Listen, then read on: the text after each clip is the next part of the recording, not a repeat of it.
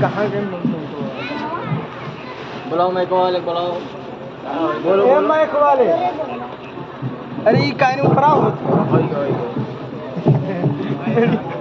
بہت وہاں ہٹا کر بیٹھا بھیا اب بتاؤ کہیں نہیں ملا سوپ پر ہمیں نہ ہٹا ہی دے رہے تو اٹھاؤ ملا دیکھتے حال میں موبائل کھا کر میں وہ پکڑ میں کہیں نہیں کہا ہو بہت ارے یک کی دوئی ہے دوئی ہاؤ ہاں آؤ نہیں ہے دوئی ہاؤ یک میں صحیح نہیں کہ کم سے کم یہی بیٹھا رہا کر باؤ سامنے بیٹھے ہوئے موجود سامعین کرام میں کہا یار یہ سرکت نہ ہے آگے میرے ساتھ یہاں بیٹھو کم زیادہ کرے کھاتے نحمده ونصلي ونسلم على رسوله الكريم اما بعد فاعوذ بالله من الشيطان الرجيم بسم الله الرحمن الرحيم الرحمن علم القرآن صدق الله مولانا العظيم وصدق رسوله النبي الامين النبي الكريم ونحن على ذلك لمن الشاهدين والشاكرين والحمد لله حضرات آئیے کچھ عرض کرنے سے قبل ہم اور آپ مل کر آقا نامدار مدینے کے تاجدار دونوں عالم کے مالک مختار جناب محمد مصطفیٰ صلی اللہ تعالی وسلم کی بارگاہ میں حدیث پیش کرنے پر دعوت اللهم محمد صلی اللہ علیہ وسلم علی محمد صلی اللہ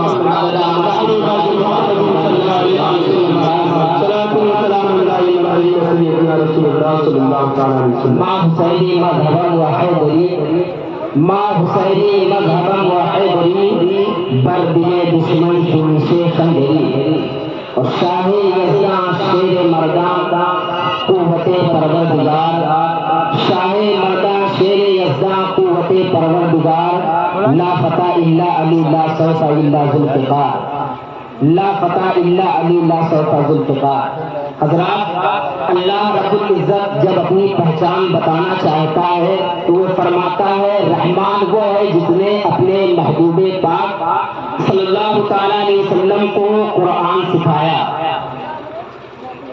قرآن کسی مولوی کسی محدث کسی مفکر کسی مجتہد کو نہیں سکھایا اگر کسی کو سکھایا تو اپنے محبوب کو سکھایا ہم قرآن میں دیکھتے ہیں الف لام میم ہا میم کاف ہا یا عین صاد یہ جو حروف مقطعات قرآن میں آتے ہیں آپ پورے قرآن کا ترجمہ چھان ماریں پورے قرآن کو پلٹ کر دیکھ لیں کہیں بھی اس کا ترجمہ کسی نے نہیں لکھا ہے ہر کسی نے اس کا ترجمہ یہی لکھا ہے اللہ اور اس کے رسول بہتر جانتے ہیں یعنی رب تبارک و تعالیٰ نے رب تبارک و تعالیٰ کو یہ منظور ہی نہیں تھا کہ پورے قرآن کا ترجمہ یا پورا قرآن کوئی امتی جانے اگر کوئی جانے تو وہ صرف میرا نبی جانے اس لیے رب تبارک و تعالیٰ نے اپنے حبیب پاک صلی اللہ تعالیٰ علیہ وسلم کو پورا قرآن سکھایا اب آقا کریم صلی اللہ تعالیٰ علیہ وسلم تبلیغ کرتے رہے اعلان نبوت کرتے رہے آخر میں آقا کریم صلی اللہ تعالیٰ علیہ وسلم کے دل میں یہ خیال پیدا ہوا یہ شنکا آپ کے دل میں آیا آپ نے سوچا میں نے امت بنا دی مدینہ منورہ میں اسلام پھیل گیا وجود ریاست مدینہ وجود میں آ گئی اب کہیں میرے بعد میرے پردہ فرمانے کے بعد میرے اس دنیا سے جانے کے بعد کہیں لوگ گمراہ تو نہیں ہو جائیں گے کہیں لوگ راستے سے بھٹک تو نہیں جائیں گے کہیں لوگ قرآن میں سنشودھن کی کوشش تو نہیں کریں گے کہیں قرآن میں تبدیلی کی کوشش تو نہیں کریں گے تو ایک وقت آیا آقا کریم صلی اللہ تعالیٰ علیہ وسلم نے صحابہ کرام کے درمیان فرمایا اے میرے پیارے صحابہ میں تمہارے درمیان دو بھاری چیزیں چھوڑتا ہوں ایک قرآن دوسرا اہل بیت اگر بھلائی چاہتے ہو تو دونوں کو مضبوطی سے تھامے رہنا اگر ہدایت چاہتے ہو تو دونوں کو مضبوطی سے پکڑے رہنا نہ قرآن کا ساتھ چھوڑنا نہ اہل بیت کا ساتھ چھوڑنا یہ بھاری چیزیں تمہارے درمیان چھوڑ رہا ہوں اس کو مضبوطی سے تھامے رکھنا حضرات ایک جماعت صحابہ ہے ایسی جماعت ہے چشمہ خلق نے آج تک ایسی جماعت نہیں دیکھی۔ رب آقا کریم صلی اللہ تعالیٰ علیہ وسلم نے قرآن کا ساتھی اہل بیت کو بنایا، صحابہ کو قرآن کا ساتھی نہیں بنایا۔ کیوں نہیں بنایا؟ حالانکہ صحابہ کرام کی عظمت و مرتبہ بیان کرتے ہوئے آقا کریم صلی اللہ تعالیٰ علیہ وسلم ارشاد فرماتے ہیں اصحابی کالنجوم مقتدیتم اہتدیتم، میرے صحابہ نجوم ہدایت ہیں، ان میں سے تم جن کی پیروی کر لو گے ہدایت پا جاؤ گے، مگر انہیں قرآن کا ساتھی نہیں بنایا۔ ایسا نہیں فرمایا کہ اے میرے صحابہ میں تمہارے درمیان دو بھاری چیزیں چھوڑتا ہوں، ایک قرآن دوسرا صحابہ کرام، ایسا نہیں فرمایا۔ کیوں؟ حالانکہ صحابہ کرام کا مرتبہ وہ ہے جنہوں نے کلیساؤں میں اذان دے دی، جنہوں نے سنسان بیابان جنگلوں کو آباد کر دیا، وہ صحابہ دشت تو دشت ہے دریا بھی نہ چھوڑے، وہ صحابہ بحر ظلمات میں دوڑا دیے گھوڑے، وہ صحابہ جس نے قیصر کے گھوڑوں کو مٹی میں ملا کر رکھ دیا، وہ صحابہ جس نے کسریٰ کی طاقت کو توڑ کر رکھ دیا، لیکن انہیں ان صحابہ کی عظمتوں کو سلام، آقا نے ان کو قرآن کا ساتھی نہیں بنایا۔ اب یہاں یاد کیجئے، ایک پہلی بات میں بتاتا ہوں، ساتھی اسے بنایا جاتا ہے جو ہمیشہ ساتھ دے، کبھی ساتھ نہ چھوڑے۔ اب صحابہ یہاں ساتھ نہیں چھوڑ رہے ہیں، لیکن صحابہ اپنے بعد والوں کو صحابی نہیں بنا سکتے، صحابہ اپنے بعد والوں کو صحابی نہیں بنا سکتے۔ عظیم المرتبہ فضیلت مآب شخصیت حضرت ابو بکر صدیق کی ہے، لیکن ان کے اندر بھی یہ صلاحیت نہیں ہے کہ اپنے بعد والوں کو صحابی بنا دے۔ تو اور صحابی کہتے کسے ہیں یہ بھی سن لیجئے، صحابی اسے کہتے ہیں جس نے حالت ایمان میں آقا کا دیدار کیا ہو اور حالت ایمان میں اس کی موت آ گئی ہو، اسے صحابی کہتے ہیں۔ جب رسول پاک صلی اللہ تعالیٰ علیہ وسلم اس دنیا سے پردہ فرما جاتے، لوگوں کی نظروں سے روپوش ہو جاتے، اپنے پورے وجود کے ساتھ مدفن ہوتے، تو رسول کا دیکھنا بند، جب رسول کا دیکھنا بند تو صحابہ کا بننا بند، جب صحابی کا بننا بند تو صحابی کا گھٹنا شروع۔ 50 برس میں تقریباً 100 صحابہ اس دنیا سے چلے جاتے، یا 50% صحابہ اس دنیا سے چلے جاتے، 100 سال تک 90% صحابہ اس دنیا سے چلے جاتے، 200 سالوں میں پورے صحابہ اس دنیا سے چلے جاتے۔ اگر قرآن کا ساتھی صحابہ کو بنایا جاتا تو صحابہ صرف 2 سالوں تک قرآن کا ساتھ دے پاتے، قرآن کا ساتھ صرف 2 سال تک دے پاتے۔ اس لیے میرے آقا صلی اللہ تعالیٰ علیہ وسلم نے قرآن کا ساتھی صحابہ کو نہیں بنایا، بلکہ اہل بیت کو قرآن کا ساتھی بنایا، اس لیے کہ نہ قیامت تک قرآن مٹ سکتا ہے اور نہ قیامت تک اہل بیت مٹ سکتے ہیں۔ اس لیے آقا کریم صلی اللہ تعالیٰ علیہ وسلم نے قرآن کا ساتھی اہل بیت کو بنایا، اہل بیت کو قرآن کا ساتھی بنایا۔ دوسری بات، صحابی کوئی عمل سے نہیں بنتا، صحابی بننے کے لیے صرف 2 کوالٹی کی ضرورت ہے، ایک ہے حالت ایمان میں آقا کو دیکھا اور حالت ایمان میں موت آ گئی۔ عمل کچھ بھی نہیں، صرف دیدار مصطفیٰ سے صحابی بنتا ہے، عمل کچھ بھی نہیں۔ آسانی کے ساتھ اس کو یوں سمجھ لے، مثال کے طور پر ایک کافر آقا کی بارگاہ میں 10 بجے حاضر ہوا، کلمہ پڑھا، ایمان لایا، پھر وہ اپنے گھر گیا، 11 بجے مر گیا، اپنے گھر گیا 11 بجے مر گیا، نہ 10 بجے کوئی نماز ہے نہ 11 بجے کوئی نماز ہے۔ پوزیشن اس کی یہ ہے کہ 10 بجے ایمان لایا، 11 بجے اس دنیا سے چلا گیا، عمل کچھ بھی نہیں، نہ روزہ ہے نہ حج ہے نہ زکات ہے، کچھ بھی نہیں ہے۔ تو اس سے پتہ چلا اگر کوئی صحابی بنتا ہے تو عمل سے نہیں بلکہ نگاہ مصطفیٰ سے بنتا ہے، تو اس کا درجہ سارے ولیوں سے بڑا ہے۔ تو جب نگاہ مصطفیٰ سے بنے ہوئے کا عالم یہ ہے کہ اس کا درجہ سارے ولیوں سے بڑا ہے، سارے ولیوں سے اس کا درجہ بلند ہے، تو جو خون مصطفیٰ سے بنا ہوگا اس کا عالم کیا ہوگا؟ جو خون مصطفیٰ سے بنا ہے اس کی عظمت کا عالم کیا ہوگا؟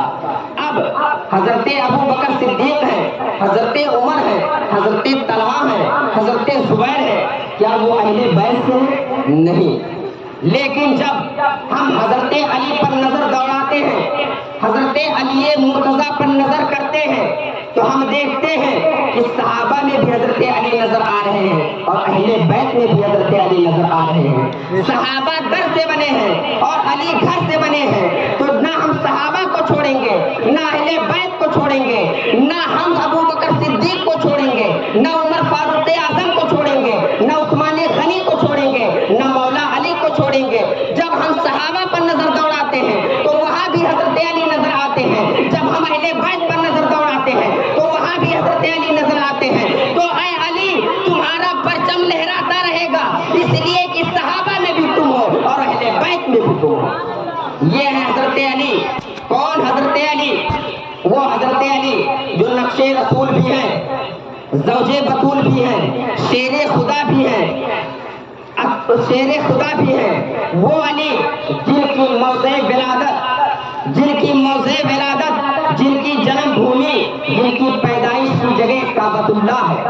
آپ کی والدہ محترمہ خانہ کعبہ کا طواف کر رہی ہیں، آپ کی والدہ محترمہ حضرت فاطمہ بنت اسد خانہ کعبہ کا طواف کر رہی ہیں۔ اچانک درد ذہ شروع ہوا، اب کریں تو کیا کریں، لوگوں کی بھیڑ ہے، جائیں تو کدھر جائیں۔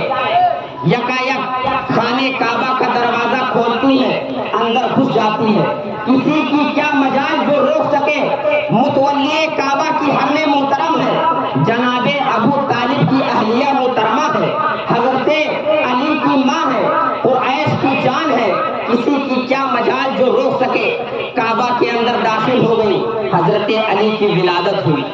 جب درد سے کچھ عفت ملی، کچھ سکون حاصل ہوا، چہرے پر نظر گئی، نورانیت والے چہرے پر جب نظر پڑی، ایسا لگتا تھا کہکشاں نے ساری روشنی چہرے مرتضیٰ پر بکھیر دی ہے، ایسا لگتا تھا جنت کا حسن سمٹ کر چہرے مرتضیٰ پہ آ گیا ہے۔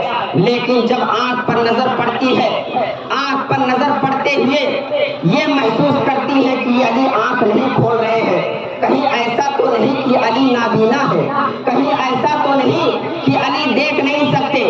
اس بات کی خوشی دل میں ہے کہ بیٹے کی ولادت ہوئی ہے، میرے یہاں بیٹا پیدا ہوا ہے، لیکن اس بات کا درد بھی ہے، ماں کی ممتا کو ٹھوس پہنچا ہے کہ علی اپنی آنکھیں نہیں کھول رہے ہیں، کہیں نابینا تو نہیں ہو گئے ہیں۔ آخرکار بچے کو اٹھاتی ہے، حضرت علی کو گود میں اٹھا کر کعبہ سے باہر آتی ہے، جناب ابو طالب کی گود میں دیتے ہوئے کہتی ہے بیٹا مبارک ہو، لیکن بیٹا دیکھ نہیں سکتا ہے، بیٹا نابینا ہے، آنکھوں سے دیکھ نہیں سکتا ہے۔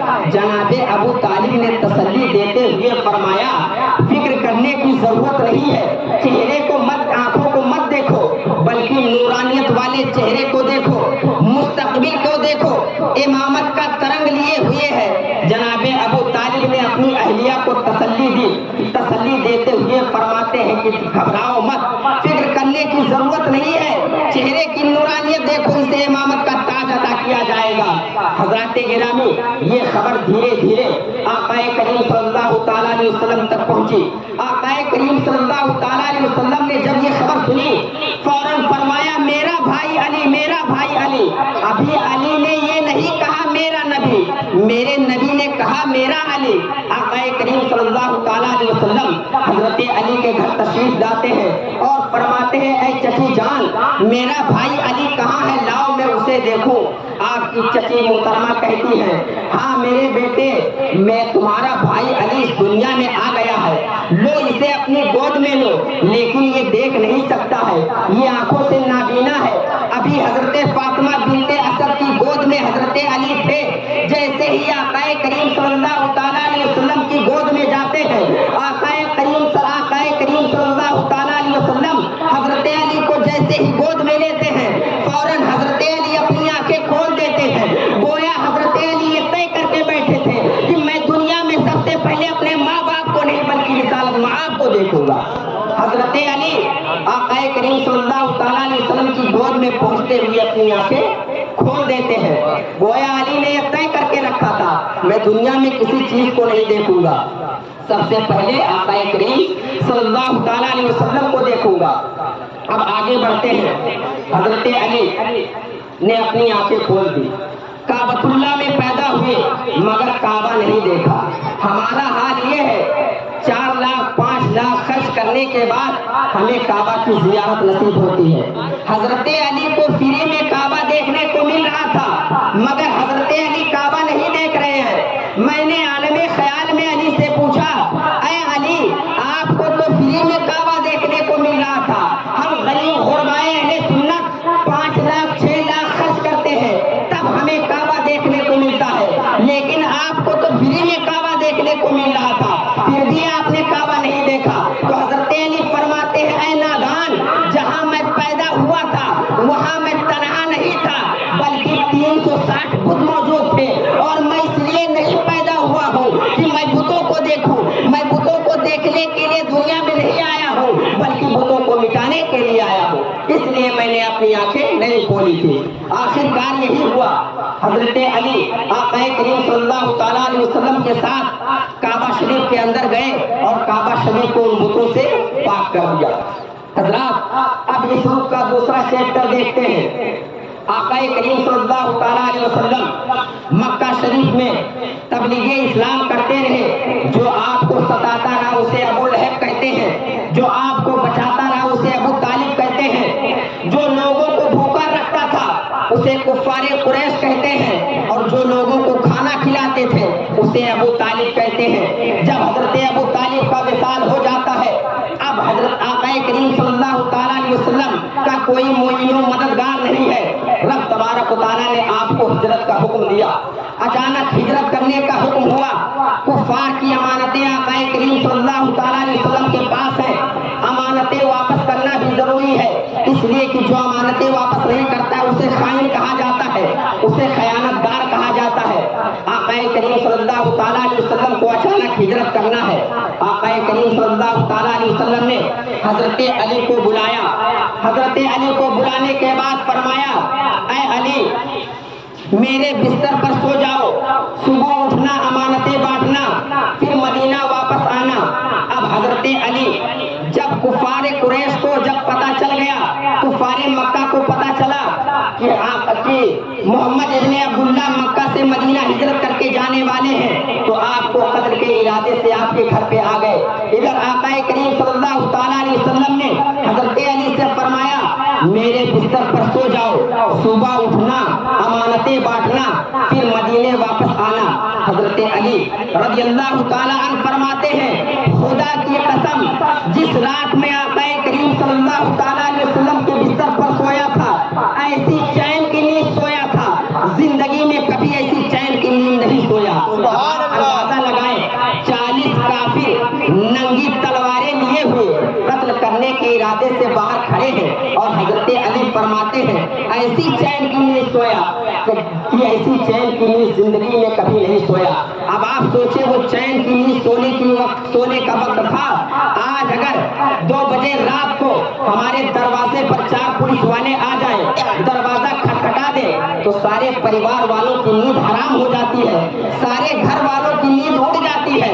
مگر حضرت علی فرماتے ہیں اس رات میں ایسی چین کی نیند سویا کہ زندگی میں کبھی ایسی چین کی نیند نہیں سویا. کیوں یہ حضرت علی فرماتے ہیں؟ کیونکہ حضرت علی کو یقین تھا, اور چین کی نیند خوف اسے ہوتی ہے, خطرہ اسے ہوتا ہے جسے مرنے کا ڈر ہو, مرنے کا خوف ہو, قتل ہونے کا ڈر ہو. حضرت علی کو تو یقین تھا کہ میرے مصطفیٰ نے فرما دیا ہے, اے علی میرے بستر پر سو جاؤ, صبح اٹھنا امانتیں بانٹنا پھر مدینے واپس آنا. اب میرا صبح اٹھنا ضروری, امانتیں بانٹنا ضروری, اور خیر و عافیت کے ساتھ مدینہ پہنچنا ضروری. میرے زندگی کی گارنٹی نبی نے دے دی تھی, اور جس کے زندگی کی گارنٹی نبی دے دے قسم خدا کی وہ مر ہی نہیں سکتا. سبحان اللہ. کو یقین تھا. نعرے تکبیر, نعرے رسالت, علماء اہل سنت, نعرے تکبیر. ماشاءاللہ. حضرات وقت کی قلت دامن یہ ہے, وقت ملا تو پھر آگے بیان کیا جائے گا, کیونکہ خصوصی خطیب اسٹیج پر تشریف فرما ہو چکے ہیں. رب تبارک و تعالیٰ کی بارگاہ میں دعا ہے میرے بولنے میں کوئی مدنی صاحب لطیف ہوئی ہو اسے معاف فرمائے اور ہم سب کو اہل بیت سے محبت کرنے کی توفیق عطا فرمائے. وما علینا الا البلاغ. السلام علیکم. ہاں